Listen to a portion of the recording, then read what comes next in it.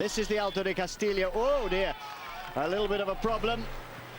Somebody already off Vicchioso, who's well up in the GC, having a bit of a problem, and he won't want to be down the back. It's a very winding, nasty little climb, this, and really digging in hard with some cobblestones and there. And the Lotto and Quickstep boys at the front just trying to control things, Sean.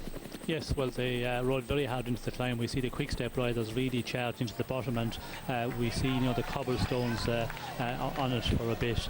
And it's important to stay up front, of course, at this stage of the race. You know, when you get to the top, as we said, around 12 kilometres to the finish, any of the favourites, they really have to stay up in the top 25 riders here. And we see Vicchioso they're having problems. That's not a thing what he wants at all, because to move back to the bunch now, there'll be a lot of riders losing contact, leaving gaps. So for him, it's going to be a hard chase to get up to the front before they start the descent. And of course then on the descent it's, you know, difficult to make up time if there's a lot of riders on the descent to get by everybody, so you're not the position he would like to be in at all. Good climber, this guy, Samuel Sanchez up at the head of everything, just taking a little bit, trying to get across to the other guys and past them. The guy right at the back, Niels Schoenemann from the Netherlands, you just saw a shot of him. Sanchez has had a bit of a tough time in the last 12 months, showed some very, very great promise in races like Tour of the Basque Country and so on. Now up by himself, he's trying to be, a couple of riders trying to bridge the gap, but Huescatel needs somebody to show something today, because the news that came over Race Radio about a half an hour before we went on air is that Iban Mayo, who was at 8:26 overall, has abandoned today, and they're putting all their eggs in one basket, that being the Aitor Gonzalez basket. Lorenzetto from the Vacanza and, surprise, surprise, Jose Enrique Gutierrez from Phonak have also pulled out today. It's beautiful. Look at this arc. It's absolutely glorious town here. And we can see Sanchez, actually, he's riding right on the side here. We can see he's riding on that little bit of a pavement just beside the footpath, just to get off the cobblestones. It makes it that fraction bit easier to do that on the climb. But quite a long section of cobbles here. I didn't expect it to be long. Normally on the bottom of the climb leading out of the town you would have it for a short bit, but it's continuing on for quite a long time here. Carlos Garcia Quesada has joined Samuel Sanchez, and that is Joaquim Rodriguez, I think, from Sonia Deval as well. Now Rodriguez, a danger man. You can see he's wearing the climber's jersey, which is why he's not instantly recognizable as a Sonia Deval rider. Very, very good climber indeed, and he's not very far down on GC either. Some is Joaquim Rodriguez. He's flying fourth overall at only 41 seconds. This is a bit dangerous for Bradley Mcgee. If he can get away here, he wants to take the points, of course, in the climber's jersey, but if he can get away here and bridge the gap, Sean, it's not very far, as you say, down the other side. Difficult times for Bradley Mcgee, and we're not quite sure where he is in this chasing peloton. Yes, and of course Rodriguez, as I said, you know, coming into this tour, certainly, you know, and even at this moment, he wouldn't be one of the big favourites to do a lot in the general classement. And when he gets away like this, you know, they're not going to get overactive or overexcited or pulling him back the other favourites. So an opportunity for him, you know, to get away, pull out a nice advantage on the climb here, get over the top, and, you know, go for the descent. And if he can do that, well, you know, it's possible that he could cause problems for Mcgee in the general classement. He's a good all-round rider, good climber, not a super climber, a superstar climber, but he's a good all-rounder. Wearing the Mountains classification jersey at the moment, Joaquim Rodriguez, you can see there, fourth on general classification at 41 seconds. This is a nasty little climb, isn't it? There's the top, but it is rather nasty, funneling through that very, very narrow village streets, town streets. And there we are, Alto de Castillo. See what the gap is now. Back to the main bunch. Well, they're all strung out, and we'll have to see where Mcgee is within that. You can't see the gold jersey from there, but it's going to be about, assuming he's climbing well, it's going to be at least 10 seconds. Oh, Carlos Garcia Quesada on the front.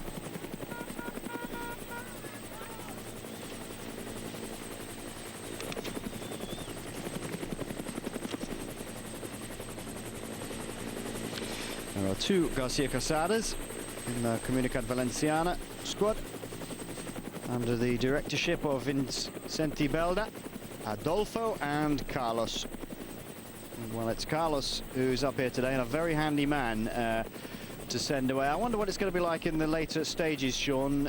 Vincenti Belda has a real philosophy of sending a rider to attack all the time. Bang, bang, bang, one rider after another. And they're going to cause problems, aren't they, for the big teams? They're always on the attack. Yes, well, we've seen that over the years. You know, they haven't got a lot of great riders, but he always seems to, you know, pull out a rider, and he's done it a few times where he pulled out a great one and won the Tour of Spain. But not only that, you know, he fields a good team every year, and you know, with the budget he has got, he's caused problems for the other teams. Well, and took, you know, some of the glory as well. Took some great stage victories, and I think this year again we will see him doing something like that. At least taking a number of stage victories would be possible for him. Well, look at this. It's not just Joaquin Rodriguez who's gone away, but number one on the back there is Roberto Heras from Liberty Seguros, and also that is, I think that is Carlos Sastre at the front. There we go, Sastre, Rodriguez, Bettini in there. Well, it says Adolfo Garcia Quesada now. Floyd Landis and Roberto Heras all shoveling down the other side of this Alto de Castillo together, not wanting to let any of these guys get away, and it was Joaquin Rodriguez who really forced the pace along, and it's either one of the Garcia Quesadas. But interesting to see. I think it was Sastre who went on the chase, and Roberto Heras has been forced to go with him. So a little group of about 12 or 13 riders at the front now, chasing after any of the remaining breakaway riders. Nice to see Paolo Bettini up there. We were talking about him yesterday as probably riding into form. There could be a couple of stages where he could get away and do something. Maybe if he could have got over a little bit, get over a little bit faster ahead of the sprinters today, maybe it could be his stage today. Who knows? Yes, well, certainly, you know, Bettini, he's the one in a small group of, you know, 10, 15 riders. The main sprinters, the big sprinters, would not be there normally, so he's, you know, a perfect position for him to take a stage, because we've seen him in the Giro doing that, and even in the bunch sprints, of course. In the Giro he won stages, but in a small group like this, if he could, you know, stay away to the finish, he's definitely in a great position to take a stage victory. Well, the news coming over Race Radio about Iban Mayo. Whoa, dear. Before we go to that, somebody's had a crash on the downslope. That's not nice going. That's Leonardo Piepoli. You can tell him by his balding pate. Well, Piepoli crashing on the way down. That's not nice for him. Let's hope I think he's probably just touched somebody or got a bit too close to somebody, and the two of them have tumbled, and Piepoli's come off the worst there. Let's hope there's nothing nasty with him. I don't think so. It didn't seem to be that he was in any particular trouble, and the bike looked to be okay. Obviously descending pretty quickly, Sean, to try and catch up with some of the other guys ahead of him. Yes, well, he seemed to be not too happy with somebody in front. Acevedo seemed to be was the one that came up there, but you know, maybe somebody made a wrong movement, a wrong line going into the corner. He seemed to be signalling down the road at somebody, waving his arm. He wasn't happy with the situation. Well, that little bit of drama over. A group of about 35-40 riders now on the descent have come together. Iban Mayo's manager, or director sportif, Julian Rospe, saying that Iban Mayo's problems the same as he had in the Tour de France. He's got back pains, and they go down into his legs, trapped nerve somewhere, and his morale is super low, and he's decided not to go on anymore. Well, you have to feel for poor old Iban Mayo. He's just had a woefully bad season and wasn't too happy last year either. It's all slowed down tremendous amount. Sorry about the motorcycle pictures showing you bits of tarmac rather than riders. Bit difficult to work out who is who and who's doing what when they're showing us the edge of the pavement.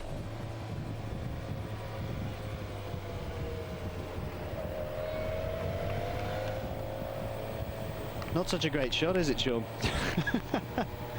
I like the Armco barrier, though. They painted it a nice subtle green, I think. The leading group then, about 35 riders, all coming together. Nobody really attacking out of it, and all staying pretty much together at the moment. We can see the Liberty riders are taking control of this here, a number of them on the front.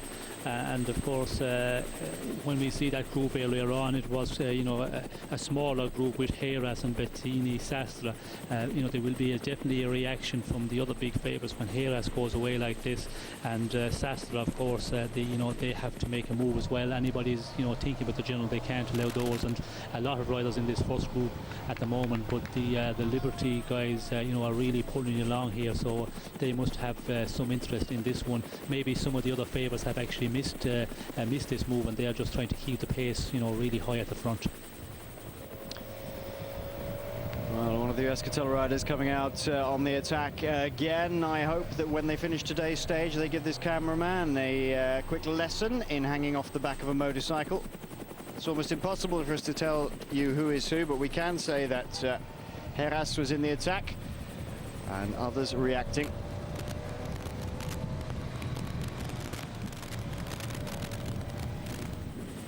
Well, Euskaltel trying to get away. I think 8 kilometers is a little bit, so you're going to have to be pretty much a demon descender if you're trying to... Is that... I can't tell on earth who that is. I'm very sorry. Is that Sanchez again coming out of there? My apologies to the viewers for the quality of this picture. I'm not known for holding back when it comes to the quality of pictures, having spent years and years in production myself, and wielded a camera for Channel 4 and off the back of a motorcycle as well, and I can tell you that's rubbish. It looks like Lysenka. A man who was absolutely hanging yesterday, really hanging over 232 kilometers. If that is Lysenka, he's recovered pretty well overnight and trying to ride away from the Liberty guys. They're not going to be too worried, I don't think, about this man getting away. Samuel Sanchez again. Sanchez, well, he chanced his arm on the attack up the Alto de Castillo and was caught by Joaquim Rodriguez. He's a pretty handy little rider, this guy, Samuel Sanchez. He didn't have a particularly good year last year, but getting back into some sort of form. I was very, very impressed with him in the Tour of the Basque Country a couple of years ago, and also in the Tour of Burgos. Rode very well indeed as a supporting role, and would always give it a dig and attack in the mountains. Well, Juan Mercado as well. He's a useful man to have in that group, although not a sprinter. But remember, he won a stage of the Tour de France 2 years ago, out pacing Vicente Garcia Costa, just by sticking in the wheel of Garcia Costa. And I wonder whether he's thinking of doing a similar thing today, Sean, when they get down off the mountain, because Sanchez, although he's not as strong as Garcia Costa, Mercado could just sit in there if Sanchez is capable of staying away and just nip out afterwards. Good all-round rider, Mercado. Yes, well, it's worth having a go on for a rider like Mercado, if he can just get away with Sanchez here and maybe share some of the work as well, on the last number of kilometres in. But it's going to be difficult for them because the group behind is quite big, and there's quite a lot of riders prepared to chase there, and I think it's only a matter of time before they will be pulled back by this what's left of the bunch at the moment. Well, Sanchez will be hoping to get a victory this year. He's not had a UCI victory this year. He took 3 last year for Euskaltel. But that was his best year, really. I mean, he's never taken a victory before that, and been riding for Euskaltel from the year 2000. A good domestique, but he is a hard worker. Always tries hard. Always does well in those one-week races like the Vuelta Burgos and the Vuelta Asturias. He's always there or thereabouts. There's a fairly large group with 4 kilometers still to go, still running down into Cuenca. It's not as easy as it looks, is it? It's not a straight run in, and we've got 3 kilometers, remember. They come in off this run down from the mountain. It jiggles about running into the center of Cuenca today. And then there's that big long left-hand swing at 1 kilometer. That is Luis Perez from Cofidis. There is Santi Botero joining the group as well, and along with him is Ruben Plata. Well, he's had to work hard, hasn't he? He looks like he's had to work hard as well, Sean. He looks got that look on his face. Well, I didn't fancy chasing all that down the hill, but he's had to get onto that group. That's a fairly substantial group. I haven't seen the gold jersey in there yet. I don't know about you. Well, I just see a group there, and it showed Bradley Mcgee, but I'm not sure if it was that leading group. It looked to be, but it is quite a substantial group, and I would reckon Mcgee is in there because he's in good form at the moment. We see the way he rode on the first road stage up that climb, and he made a very good descent. So I reckon he definitely would be in this group. This is an interesting situation, though. Paolo Bettini has now joined his teammate Juan Mercado at the front, along with Samuel Sanchez, and they are now running down 3 kilometers to go. They swing left in a minute, and then down the Piazza di Cuenca, through the Puerta de Valencia, down the de las Torres, and then at the Plaza de la Hispaniad, they swing left at 1 kilometer. Here's that left turn then. And that group, it must be about 35 strong now, maybe 40 strong, and there's a lot of action coming out of this now. And they're still running downhill, remember, and they run downhill very slightly all the way. This is going to be quite difficult. Is there any chance that the sprinters teams can latch onto the back of this in this short time now, Sean? I don't think there is at all. No, I don't think we can see the gap at the moment there. There's nobody in sight, and at this moment, as you said, slightly downhill as we go to the 2 kilometers to go. Not possible for anybody really to come back into this group, and anybody have missed it, it's just over for them at the moment. Well, one man who has missed this is Floyd Landis. Race Radio telling us now that Floyd Landis managed to get himself a puncture going through Cuenca the first time around. Remember, they went out on a loop from Cuenca, this very Gothic medieval city. We went up through the medieval streets, got a puncture on those cobblestones. He's been left behind on the climbing of Alto de Castillo. Back into Cuenca now. We're coming into about 2 kilometers or so to go, even less probably. All stringing out. This is going to be very, very interesting indeed. Who's your money on, Sean? Well, I think Bettini, from what we've seen this group, but we haven't got a great shot of who else is in the group, so it's difficult to say. But Bettini has been very active to the front, but in a situation like this, it's always dangerous that somebody can just fly off in the last kilometre and just hold the group off. And Bettini is the man who could do something. 1 kilometre to go then. They have swung round to the left. Now this is this long sweeping bend. And one of the Lampre riders has gone away at the front. I'm very sorry, we can't tell on earth who is who. Now look for the little gold helmet behind. You can see Joaquim Rodriguez in the yellow helmet and the climber's jersey there, being driven home by one of the quick-step riders. Is that Bonin? Do you know, I think that is. I think that is Tom Bonin on the front. It's got that big, thick-set jaw. Yes, it is Tom Bonin on the front. Uzoft is right behind him as well. There's Bradley Mcgee on the far left-hand side of your screen, just coming under the shot now. Brad Mcgee, first in line here. I think that's probably Samuel Sanchez again behind him. So Mcgee taking up the front. There's a relaxed rider just behind him. Paolo Bettini is fourth. Look out for Bettini. Here he comes. Uzoft is on his wheel. It's Bettini going for it for a long one. Uzoft's going to take this one, I think. It's Uzoft coming through. Oh, he's going to have to hang on to it. Don't get up too early. Oh, good victory by Tor Uzoft. Finally coming good, breaking the stranglehold of the Italian Alessandro Petacchi. Well, that was a very interesting run-in today. Strange stuff going on the Alto de Castillo. And only a couple of sprinters getting into the group there. A couple of the big-name sprinters at least. Tor Uzoft in there. Paolo Bettini is in there. You could class him as a sprinter in this sort of situation. He's got a very good turn of speed. Tom Bonin it was who's doing all that work. Now I wonder, Tom Bonin working for Paolo Bettini, Sean?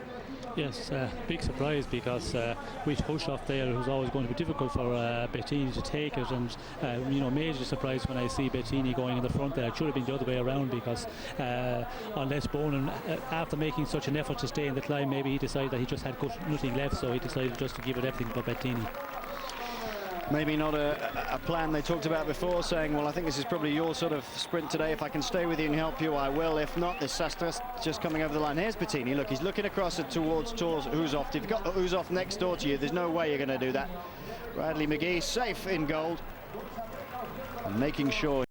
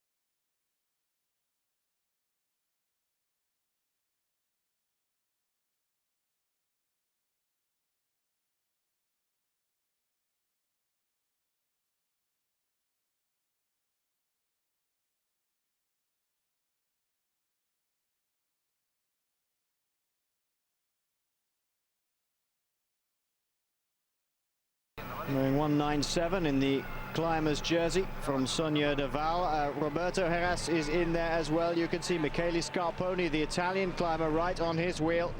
And Giampaolo Caruso, also another Italian climber, very handy indeed on his wheel. So Liberty Seguros playing along with the game, letting Comunidad Valenciana do all the work at the moment, and that's good for them, isn't it, Sean? Because they'll let the CV boys do as much work as possible, and then Baranovski in his particular place at the front. He was a real engine, a driving engine last year in the Vuelta for this man, Roberto Heras. Good place for Liberty Seguros to be at the moment. Well, it's a perfect position to be in, you know, not have to take the race into their hands, and they don't have to, because the riders, they feel that's up the road, they're no danger in the general classement, so, you know, they weren't prepared to take up the chase, and we see the Comunidad Valenciano team taking it up quite a bit back, and they must be, you know, really going for the stage. As you said, you know, they have a number of riders who are capable of taking it, and for that reason I think the stage victory is the thing that they're thinking for this moment. Well, we said that Floyd Landis was the big name who retired today. And talking to Jacques Michaud, the director sportif from Phonak, on the phone this morning, he told us here at Eurosport that it wasn't a physical problem really with Floyd Landis, although I have to say he's not in the best of shape. It's something to do, it's all in his head. He doesn't feel as though he's capable of it. He's up to it. Well, what do you think about that, Sean? Is that a little bit of bravado there? He didn't look in particularly good physical shape either. Remember, he had a crash a couple of days before in training, and he looked stiff during the first stage, the time trial. I'm sure a lot of it is in his head, but I don't think he was in top physical shape either. No, certainly not. And as I said a little bit earlier, if he was in really good shape and had the bad luck he had yesterday, where, you know, when something happens like that at such a critical moment in the race, it's very easy to lose that time of 7.5 minutes, because you know, if you have a puncture, well, then you can get a team from a wheel from a teammate, and you can get away much quicker. But when you have to, you know, change a bike, and as we said, the bike wasn't the right size, a bit too big for him, he didn't feel comfortable on it at all. But I think if the physical shape was good, he would battle on and try and take a stage victory at least out of this race. And I think that, you know, the form wasn't good, and he's the only one who really knows that. And with him throwing in the towel quite later today, I think that answered that question. Well, it wasn't too far from the finish, was it? The pass through Cuenca, when he had a problem with that rear derailleur. I mean, how much did Martin Elmiger's a really pretty stocky chap. Floyd Landis is not as big as Martin Elmiger. In fact, Elmiger is the guy who has sort of super strong bars on the bike and things like that, because he pulls the thing around all over the place. But how? I mean, if you were feeling in really good fighting spirit in your head, would you just stick on that bike right to the end? Well, I think you have to stick on the bike at that time if it's any way at all possible, just to keep on riding on it. And I don't think there would have been that major difference in position in size, and he should have been able to battle on. But when you break your rear derailleur, it went into the spokes, we understand, and when that happened, well, you come to a standstill, and then you have to wait until a teammate come. And if the teammate is maybe 20 or 30 places further down the bunch, well, then you are standing there, and there's all those riders go by. Where if you have a flat tyre, well, you can continue on riding on the flat for quite a while.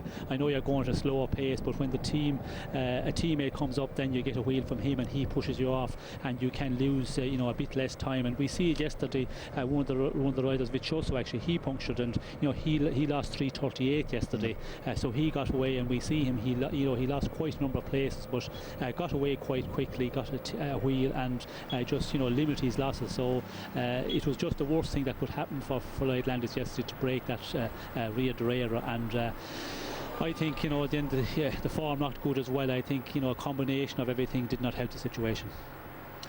Well, I guess he was lucky not to have a serious injury. If somebody pushes the rear derailleur through your rear wheel and it just can lock your rear wheel solid, he could easily come off in those streets and bang yourself about a bit, but he didn't. So he was still upright when he managed to get Martin Elmiger's bikes, so we understand. As you say, Sean, if you had a puncture, especially on the tubs they're using, the tubular tyres they're using, you could ride for quite a long way, can't you? Although they go down, they're still rideable.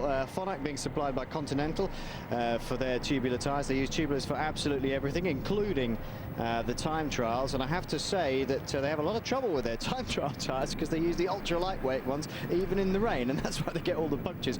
But on a tubular tyre, you could just ride on for quite a while, Sean. Yes, you can, and when you get a flat, of course, if you can keep on riding on, as we see a lot of the time the riders do, and you can do it, you feel you're not losing as much time, but although there's still riders going by you. But when you have a mechanical problem, you come to a sudden stop, like I reckon which happened with Landis yesterday, and you're just there for a number of seconds. It feels like minutes, because you can see all the riders going by, and that can work very, very heavily on your morale. And when you start going again, then it affects you. But I think the biggest one is if you're not in good shape and you start having problems, well, then it's difficult to continue on in the race.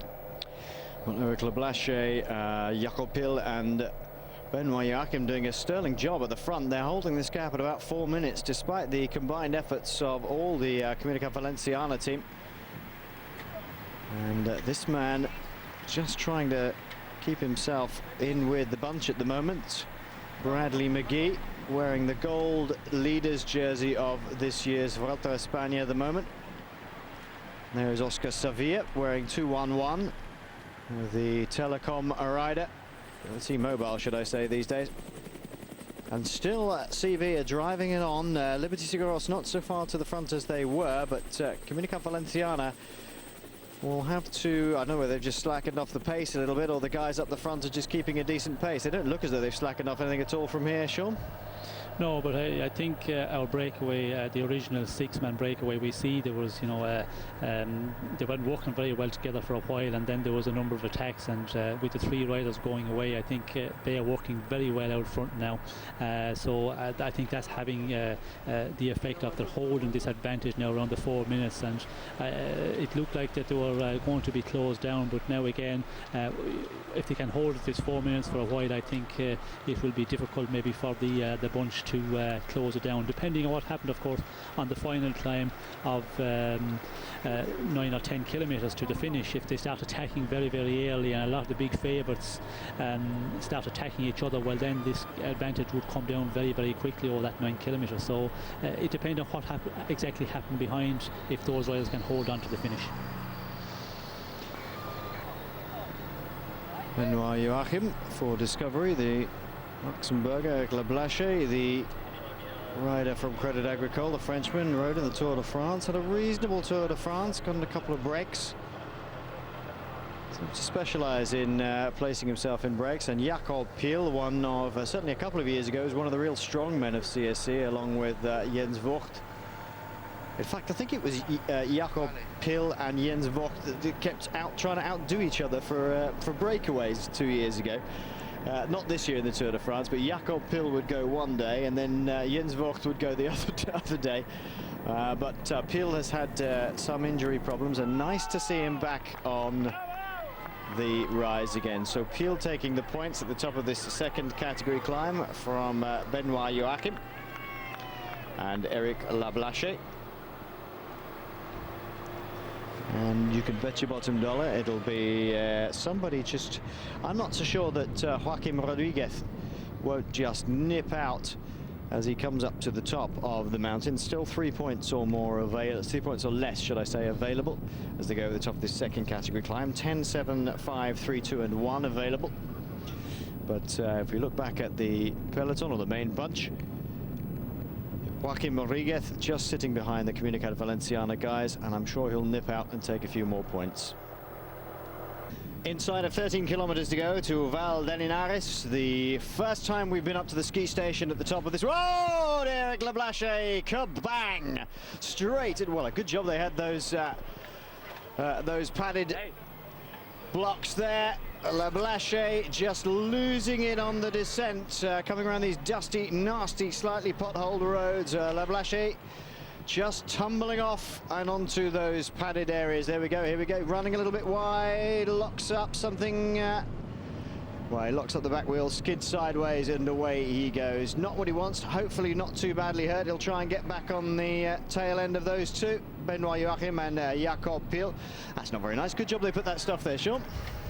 Yes, it certainly was, and good job there was a slip road for Joachim as well, because he went down the right on the right hand side, as we see Mcgee here. Oh dear, Bradley Mcgee off the back now, and that is the end, I would suggest, of his tenure of the gold jersey, because this is the second to last climb of the day, and they've still got a first category climb to come. And if he's struggling and off the back here, that's goodbye to the gold jersey for him. He's got to get back onto the back of this group, but if he can't climb up that one, I think he'll have trouble on the next one, Sean. Yes, certainly. I think if he's losing contact here on the final climb, because they've been riding, you know, a steady pace. The pace is quite high, but has been pretty steady. And on the final climb, I don't think he's going to have that, because there's going to be more of attacks in the main bunch. And when you lose contact like this, of course, as well, you know, the morale drops a bit, and it's going to be majorly difficult for him to limit his losses and stay with the big favourites on this final climb. Well, you can see the physical gap between Jakob Peel at the front, Benoit Joachim, and then there's Eric Lablache trying to catch up again. At the bottom, you can see Bradley Mcgee. He's a demon descender. He's a really, really quick descender, and he's going to try and catch up with the other guys. I'm pretty certain he could do so. We already passed some of the breakaway riders. Nacho Burgos was passed by the main bunch. Just look at that spectacular scenery at the bottom right. Well, there we go. It's off the road, off your screen now. Sorry. Oh dear. It's that cameraman again. Right.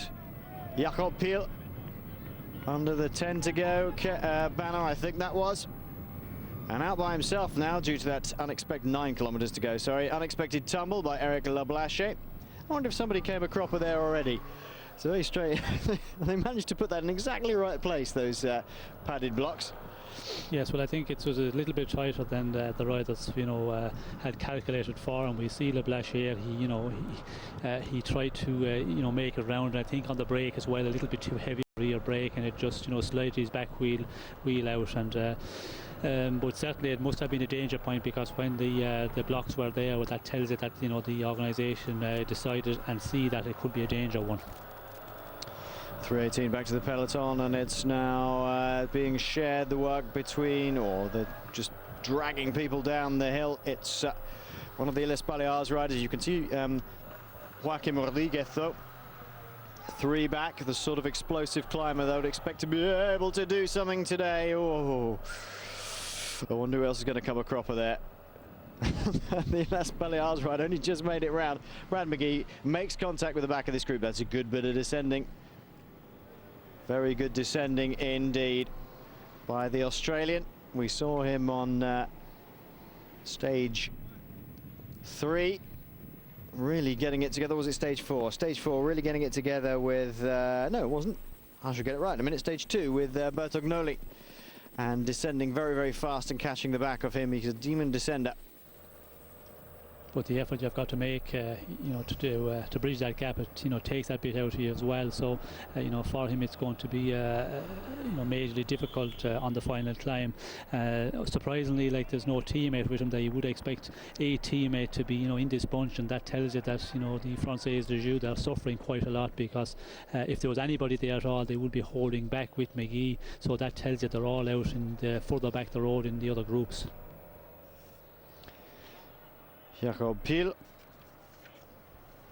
still by himself. Benoit Joachim had to try and catch him. That's going to be very, very difficult now, because there's hardly any gap between the end of the last climb and the beginning of this one, something less than 2 kilometers. So if you've taken a bit of a tumble, and trying to catch up is very difficult indeed. Darius Baranovsky, the pole, on the front now for Roberto Heras' Liberty Seguros team, and Bradley Mcgee already being dropped, and this is the very, very lower slopes of this hill.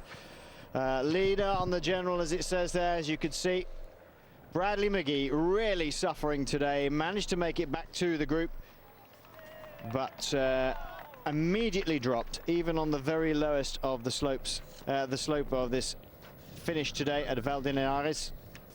3 minutes and 12 seconds, the gap up to Piel. That's quite a big ask, but this man's a real steam engine, isn't he, Darius Baranovsky? He can really drive things along. We saw it in the Vuelta last year. He did it over and over again, day after day after day, for Roberto Heras. 9 kilometers to go then for the main group. And 3 minutes between themselves and Jacob Piel. Is Jacob Piel coming back into form? Is he strong enough to stay away at this point, Sean? Well, I would be concerned when you see Baranovsky, setting the pace, a blistering pace on the front of the bunch. You can see the way the bunch is all lined out and gaps appearing, as we see just up ahead, and that tells you the pace is, very, very fast. So it's going to be difficult for Piel to stay out there. And with the crash on the descent with Le Blacher coming down and Joachim losing a bit of time, it's not helping up front. If they had stayed together and maybe walked a bit more to get onto the final climb, it would help a little bit. So Piel has been out there that little bit longer now, and if we see some attacks out of this bunch shortly, I think it's going to come down very, very quick, this gap of just a fraction over 3 minutes. Well, Piel has had a big victory before in a Grand Tour. He won stage 10 in the Tour de France way back in 2003, now into Marseille. Been with CSC 5 years now, and we started his career way back in 1997. But look at the way this bunch is now splitting up under the pressure being exerted by Baranovsky at the front, and it'll be a test of who's getting into good form. We noticed, funnily enough, that in the breakaway group of 30 or so riders earlier on, Joseba Belocchi was in there, so he's obviously feeling in reasonable shape. Belocchi, we've said, has been riding into good form over the last few months, but Baranovsky really driving it along there. Expect Sonia Deval to be in there as well. With 8 kilometers to go, they want to protect the mountains classification journey of Joaquim Rodriguez. Well, one climber who's no longer Oscar Pereiro, but there he is, has had one tumble already, along with the two Gutierrez boys from Fonac. Ivan and Jose Enrique Gutierrez both went over the Armco barrier. One went over the Armco barrier, and so did Oscar Pereiro. And everything got very mixed up. 3 of them hit the deck. Andreas Clear as well went down on stage 2. Baranovsky giving it absolutely everything and really, really stretching them out. Look at this, Paolo Bettini. It's enough for me, he says.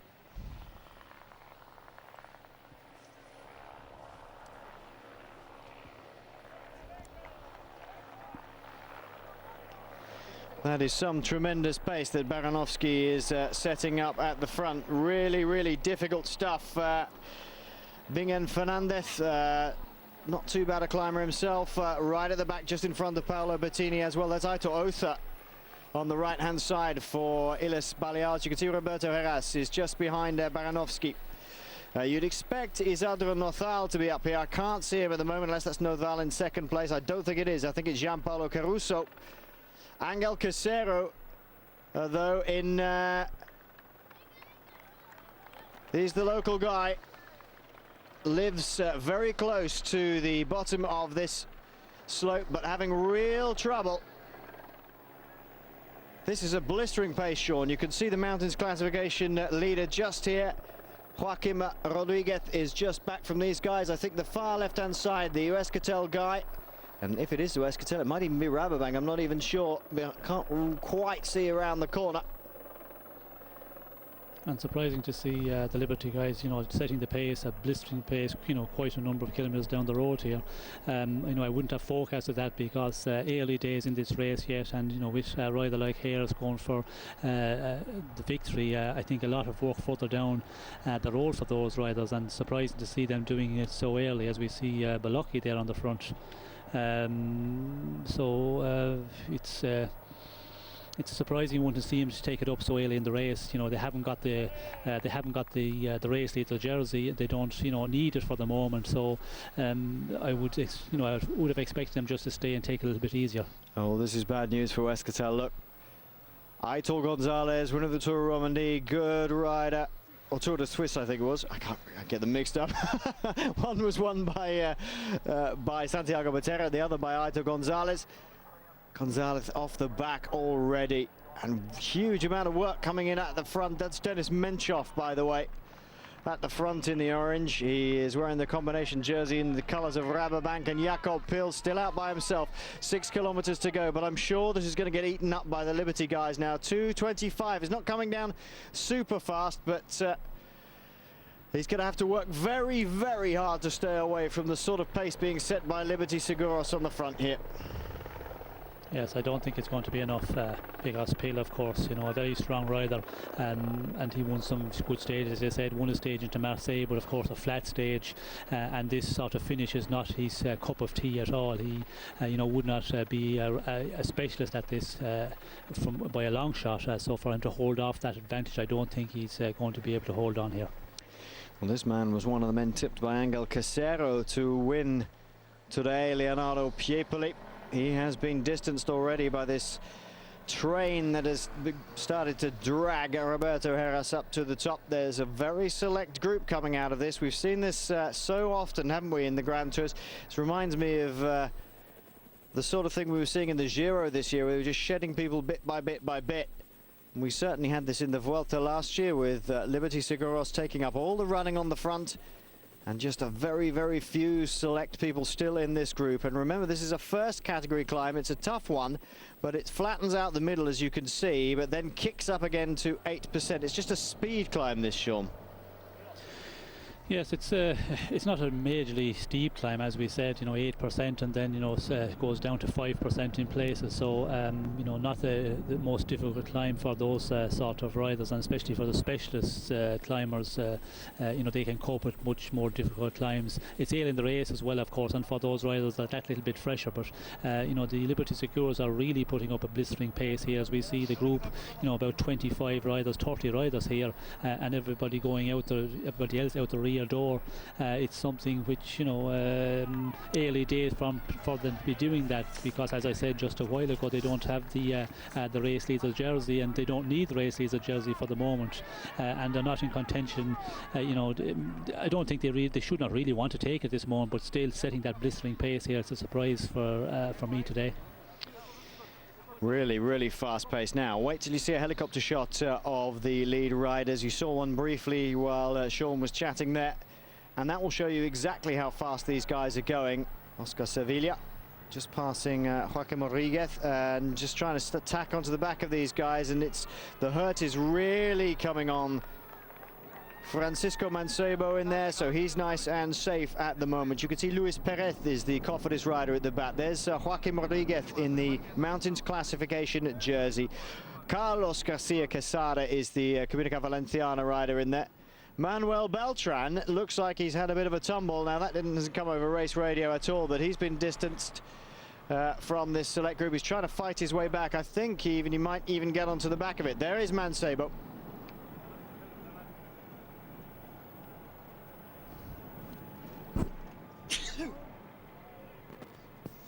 Jakob Pil beginning to suffer big time at the front here, Sean, with 5 kilometers to go, and these guys are coming up behind Eric Lablache now. There's Carlos Sastre, the CSC rider, just tucking in behind Denis Menchov. Then Oscar Sevilla. And then Mancebo, so easily identifiable by the way his head lolls sideways. Do you know, Mancebo always looks as though he's in tremendous pain. Whatever he's doing, it doesn't make any difference what he's riding at. As soon as he gets in a group and starts to put the pressure down. Oh, Joaquim Rodriguez was one of my choices for perhaps doing something today. He is now being distanced. Marcos Serrano has done his job on the front. Look at the pace the rest of them are going. Joaquim Rodriguez can't stay with this sort of pace. He's an explosive little character, but when it's just grind, and they're going so quickly, very difficult stuff indeed. Two of the Comunidad Valenciana riders in this, a very select group, and also Juan Miguel Mercado, we said yesterday had a little bit of a contretemps with his quick-step managers. He's gone on the attack up here today. Now, you probably would expect that. He's a good climber. Yes, and we heard that in the quick-step camp there was a lot of talk last night because of the way things panned out in the end. But of course he's leaving the team at the end of the year, and he seemed to be riding his own race. And yesterday that seemed to be the opinion of the director of the quick-step team, and it looked very like that's what we see on our screen. So again, you know, he's probably looking for a contract. I don't think he has signed a contract from what I've heard for the moment. So definitely, you know, trying to put up a show here and to you know, find himself a contracted team for next year. David Blanco is the second of the Comunidad Valenciana riders. He's wearing 43, just in front of Garcia Quesada, and the pace is beginning to tell on some very, very talented people indeed. Oscar Sarvilla gone. That is it, out the back. And I think Francisco Mancebo is on the back end. He's beginning to suffer as well. He looks like he's suffering, but he is on the back of this little group and really feeling the pressure. I tell you, somebody who is climbing very well indeed is Denis Menchov, right up the front. Good riding by the Russian. He's in great form, isn't he, Sean? He won the opening time trial against much expectation, his own included, and now climbing with the best of them. Remember, he won here back in 2004. He knows this climb. He won in the Tour of Aragon here in 2004. Good riding by Denis Menchov. Sean, very impressive. He's ridden himself into exactly the right form. Yes, certainly is, and you know, not having a great tour at all by a long shot, and you know, seem to have come into this race having a very good prologue, but seem to be very, very comfortable, as I said here.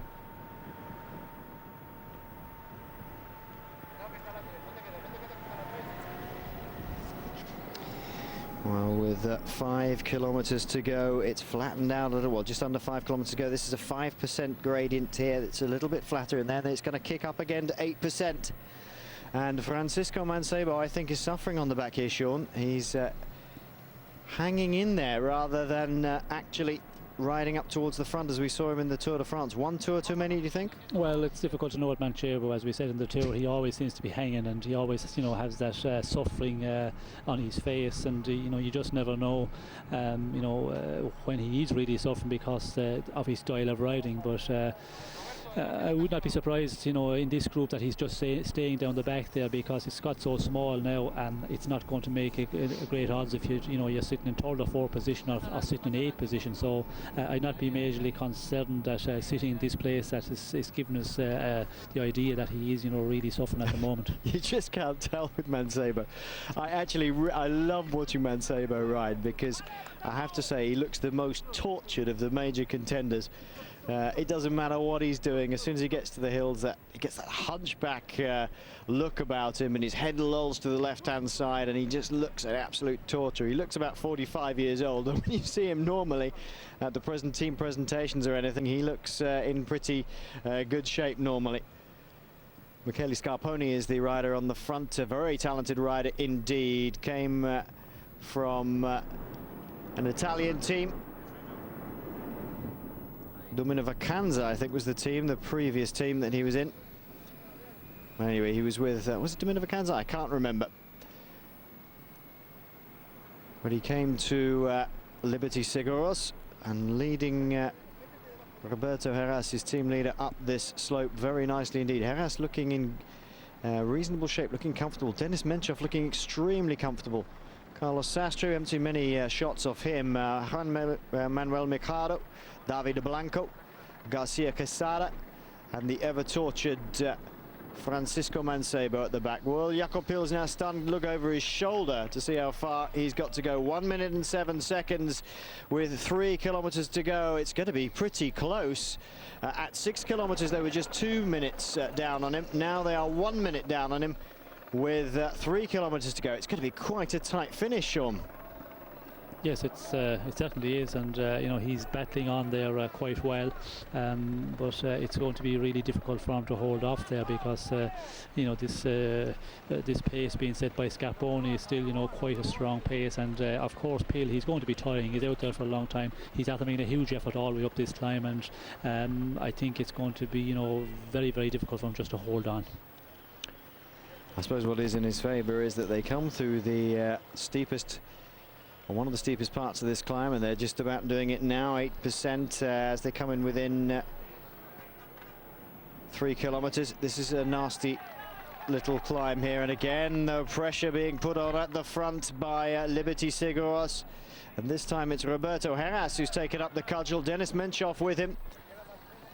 And then it's David Blanco, I think. No, it's not. It's Garcia Quesada just behind that, and it looks like Carlos Sastre is blown. Sastre is blown. Mancebo is blown. It's Heras and Menchov by themselves, and Garcia Quesada is going to go past his teammate David Blanco and try and catch these two. These two, as we just said, are looking the most comfortable, and there's nobody else with them at all at the moment. Will they catch Jakob Pil is the question. Well, I think that's Carlos Garcia Quesada who's got across to them. Look at that, Carlos Sastre blown out of the back already. Remember, this is the first big climb of this year's Vuelta a España. 3 riders at the front, then the top right hand corner of your screen. Roberto Heras really turning on the pressure.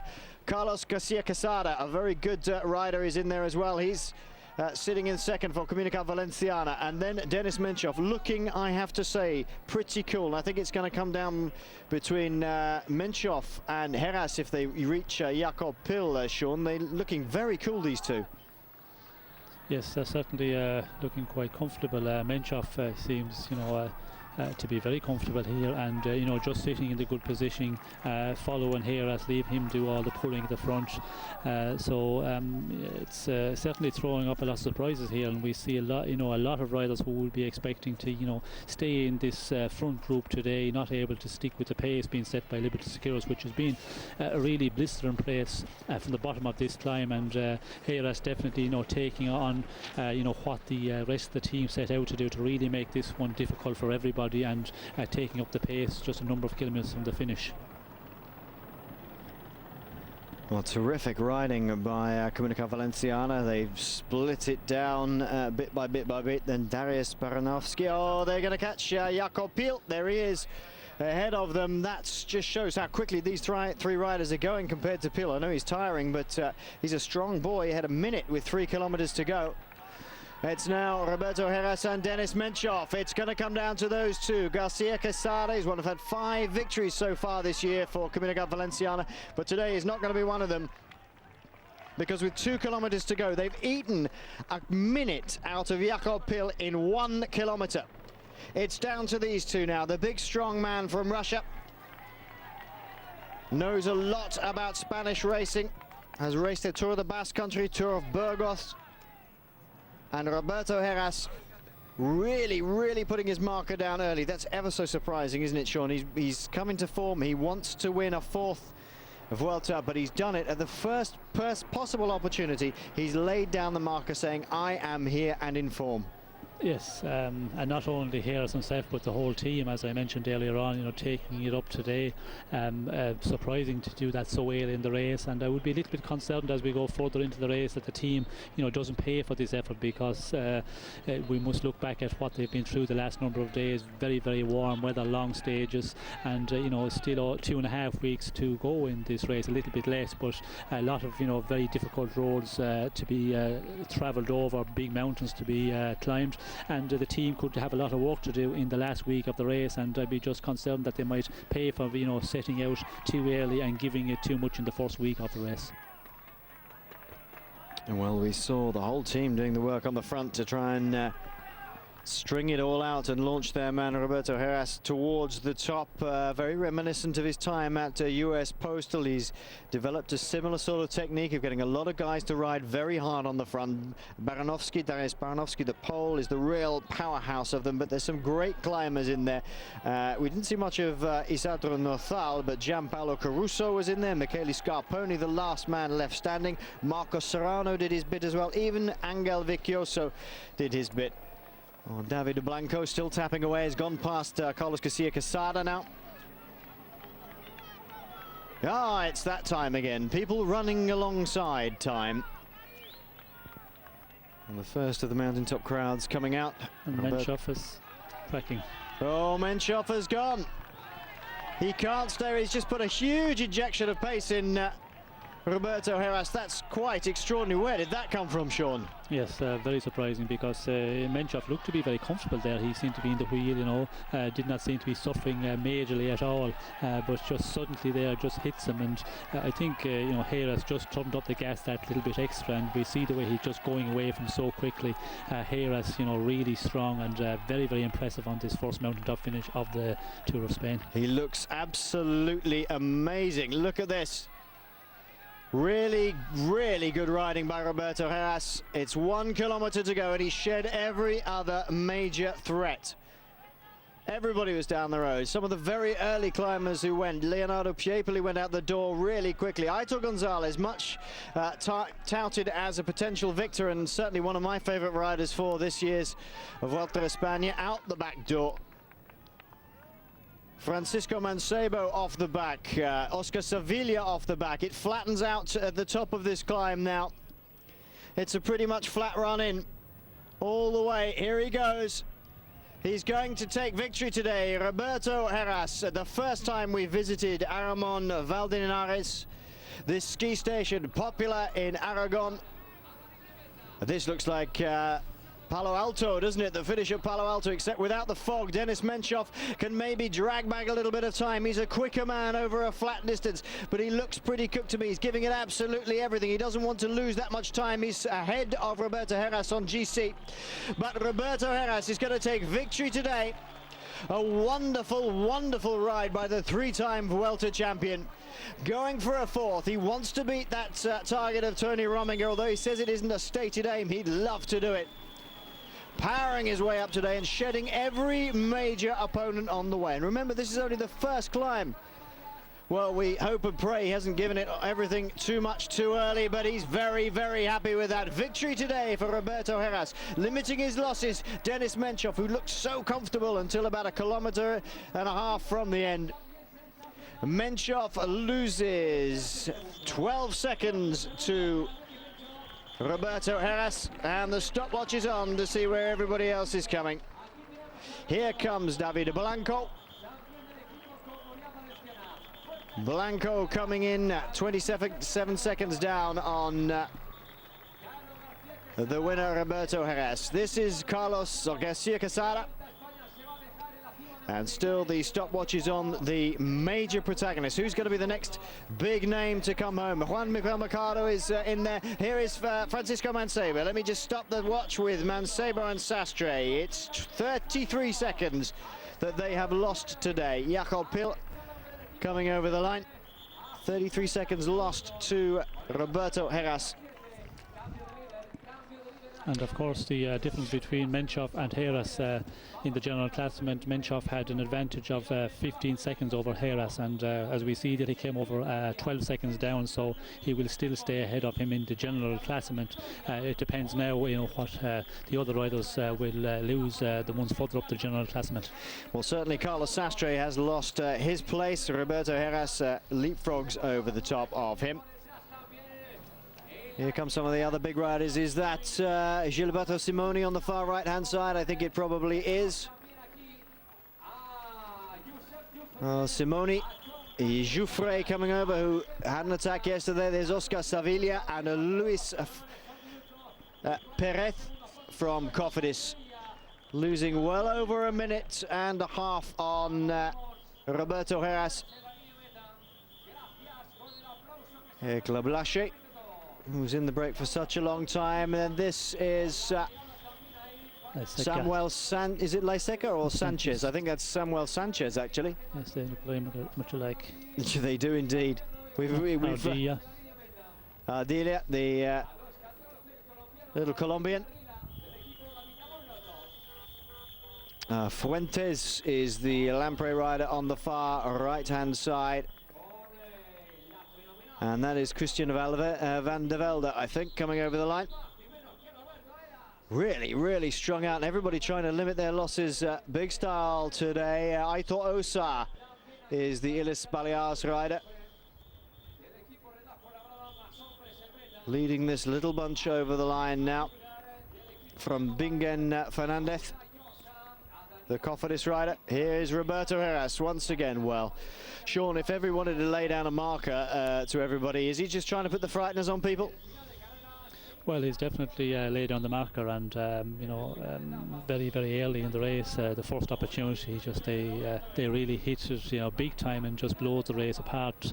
And Heras, finishes off extraordinarily powerful looking there on that final climb. And we see the way the riders are coming in; they're all coming in threes and fours. So really blew the race